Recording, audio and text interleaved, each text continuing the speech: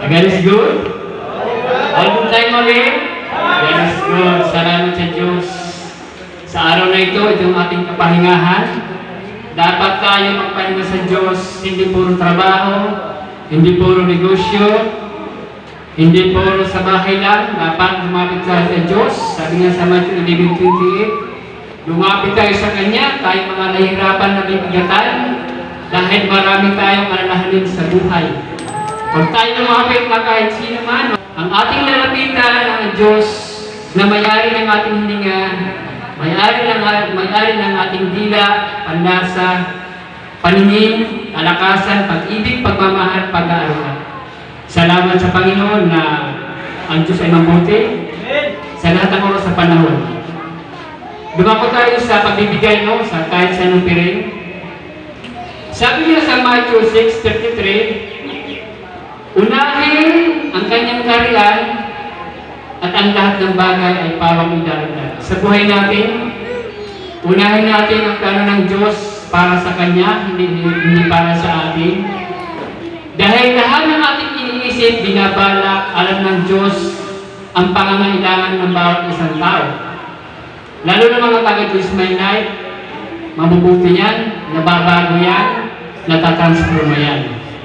Salamat sa Panginoon na kung unahin natin ang Diyos. Salamat sa Panginoon sa Jesus My Life, lahat may trabaho, bagamat walang trabaho ng iba, mayroon silang pinansyal, mayroon silang negosyo, mayroon silang trabaho. Sabi nga sa Luke 6:38, magbigay kayo at kayo bibigyan, siksik, liglig, nag-umapaw. Kung tayo magbibigay, pagpapalain tayo. Kahit man hindi tayo magbigay, pagpapalain din. Ganun rin ang sanlibutan, nagbibigay lamang sila, pinapakita nila na sila nagbibigay ng malaki. Subalit, sabi rito sa Luke 6:38, magbigay kayo at kayo ibibigyan, siksik, liglig, nag-umapaw. Sabi nga sa Kawikaan 3:19, parangalan mo si Yahweh sa pamamagitan ng iyong sa magitan iyong kayamanan at mula sa iyong pinakamainam na ani sa iyong handugan. Gayon, kamalig mo ay laging aapaw. Sisig ka ng inumin, hindi matutuyuan. Sa buhay natin, dapat lagi tayong magbigay sa Diyos. Tulungan natin ang mga nangangailangan ng mga kapatid, anumang meron tayo, anumang wala tayo. Lagi natin isipin na sa harap ng Diyos ay salat tayo. Pero pag nanampalataya tayo sa Kanya, mayaman tayo at mayaman tayo sa ating pananampalataya. Salamat sa Panginoon. Dito sa 2 Corinthians 9:7, ang bawat isa ay dapat magbigay ayon sa kanyang pasya, maluwag sa loob, at hindi napipilitan lamang. Sapagkat inibig ng Diyos ang nagbibigay ng masaya. So huwag tayong mapilitan kung tayo magbibigay sa Panginoon. Dahil ang Diyos ay mabuti, hindi siya manamot. Huwag tayong mahiya magbigay, priority natin ang Diyos. Ang buhay natin ay nakasalalay sa Diyos. Ang buhay natin ay utang sa Diyos. Ang lahat ng ito, ang maging kayamanan natin ay pag-aari ng Diyos. Sabi niya sa Galatians 6:6, ang tinuturuan ng salita ng Diyos ay dapat magbahagi ng lahat ng magandang bagay sa mga nagtuturo. So dito makikita natin sa kahit sa lupirin, ang salo-salo, dito priority natin magbigay, may task, may offering, may mission, salo-salo. Lalo na ating mahal na pastora, siya ay nakipag-ugnay sa Diyos. Ang ating mahal na pastora ay nagpupuya. Ang ating mahal na pastora ay nakipag-usap sa Diyos. Ang ating mahal na pastora ay napapagutin. Nagsusunog ng kilay para sa mga makasalanan. Nagsusunog ng kilay para sa mga tao ng sanlibutan upang makapasok sa karya ng Diyos. So salamat sa Panginoon. Sabi niya sa Malakay 3:10, ibigay niyo ang 10 bahagi ng iyong kinikita.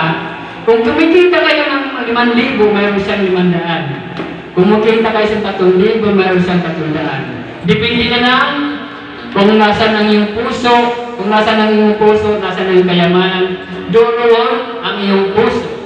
Kung mahal natin ang Diyos, ibigay natin ang Diyos, pag-iwain natin siya, ibibigay natin ang ating kinikita sa Kanya, sapagkat siya ang may-ari ng ating buhay. So yung kinikita ng ating buhay dito sa lupa ay kontrola ng Diyos. So salamat sa Panginoon. Mag-ibigay po tayo, huwag tayong mahiya, huwag tayong muripot, dahil ang Diyos ay mabait, ang Diyos ay masunurin, ang Diyos ay tapat sa lahat ng oras. Gumanda po tayo. Magbigay tayo sa Panginoon, tayo ay magbigay.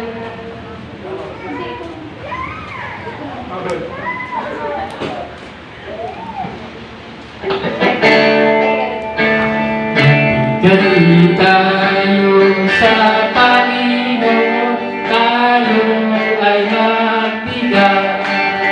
Magbigay tayo sa Panginoon, tayo ay magbigay. Ibabalik, susi, lilig at umahapa. Ibabalik, susi, lilig at umahapa. Magbigay tayo sa Panginoon, tayo ay magbigay. Magbigay tayo sa Panginoon, tayo ay magbigay. Dahil tayo sa Panginoon, tayo ay magbigay. Nagbigay na ba ang lahat? Pinagpaalang mga nagbigay. Sa mga naibigay, pagpapalain din ngayong araw. At kung ating mga kamay, Lord, salamat Panginoon Isus, sa pagkiramin ko, magagamit sa iyong bahay at bahan. Lord, ang Panginoon, ang mga nagbigay, pagpalain mo ng galing ng mga nagbigay. Salamat, ingatan mo sila, O Diyos. Ngayong araw na ito, sa pag-ating sa aming kapangahan. Salamat sa kaperahan. Muli, binabalik namin pagpulang pasalamat sa pangalan ni Isus. Amen. Amen. Ibigay ko na po ang susunod na magsasalita, yung mahal na pastor.